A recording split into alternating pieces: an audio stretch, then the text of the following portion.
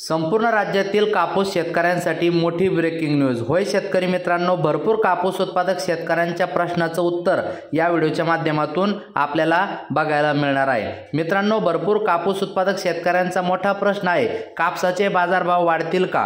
पुढील महिन्यात कापसाचे बाजारभाव कसे राहतील? कापसाचं गणित काय? कापूस विकावा की ठेवावा? सविस्तर अपडेट या व्हिडिओच्या माध्यमातून आपण देणार आहे। विनंती आहे, नवीन असाल तर प्रत्येकाने आपले चॅनल नक्की सबस्क्राइब करा, या व्हिडिओला लाईक करा, कमेंट करा।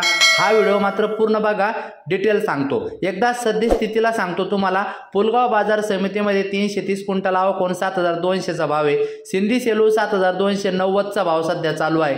उमरेड 6930 रुपयाचा भाव चालू आहे। त्यानंतर अकोला बोरगाव मंजू 8060 रुपयाचा भाव चालू आहे। त्यानंतर अकोल्यात 8060 रुपये जास्तीत जास्त गेला।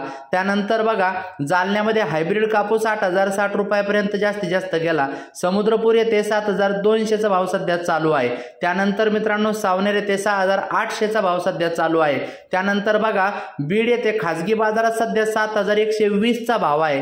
आता मित्रांनो, सद्यस्थितीला देशाची परिस्थिती, राज्याची परिस्थिती एकदा समजून घ्या की सध्याची स्थिती अशी की कापूस हमी भावापेक्षा 1000 ते 1200 रुपयाने वेगवेगळ्या ठिकाणी कमी दरात सध्या सुरू आहे। आता त्याचबरोबर कापूस बाजाराची अपडेट सुद्धा अशीच आहे की कापूस सध्या दबावातच आहे। CCI ची खरेदी किती झाली हे बघणं सुद्धा महत्त्वाचं आहे। आणि डिसेंबर मध्ये किंवा येत्या महिन्यामध्ये कशा पद्धतीने कापसाचे बाजारभाव राहतील हे सुद्धा आपण सविस्तर थोडं समजून घेऊया। मित्रांनो, सध्या देश पातळीवर कापूस बाजारभाव 6800 ते 7100 रुपये हा सरासरी देश पातळीवर कापूस भाव आपल्याला वेगवेगळ्या ठिकाणी बघायला मिळत आहे। राज्याचा जर विचार केला तर राज्यामध्ये सद्यस्थितीला 6800 पासून तर जास्तीत जास्त 7300 पर्यंत हा वेगवेगळ्या ठिकाणी सरासरी भाव आपल्याला बघायला मिळत आहे। काही मोजक्या ठिकाणी याच्यापेक्षा वाढून सुद्धा बघायला मिळत आहे। आता मित्रांनो, गुजरात येथे जर बघितलं तर 6800 पासून तर 7300 चा भाव या ठिकाणी सुद्धा जवळपास समान भाव दिसत आहे। आता तेलंगणाचा विचार केला तर सरासरी भाव 6700 पासून तर 7100 पर्यंत आपल्याला सध्या बघायला मिळत आहे। मित्रांनो, गुजरात येथे अतिरिक्त लांब धाग्याच्या कापसासाठी 7300 ते 7500 पेक्षा जास्त सुद्धा लांब धाग्याच्या कापसासाठी आपल्याला भाव बघायला मिळत आहे। आता देशामध्ये CCI ची खरेदी काय तर देशात आतापर्यंत 5 लाख टन कापसाची खरेदी झालेली आहे। राज्याचा विचार केला तर राज्यात 40,000 टन कापसाची एकूण खरेदी झालेली आहे।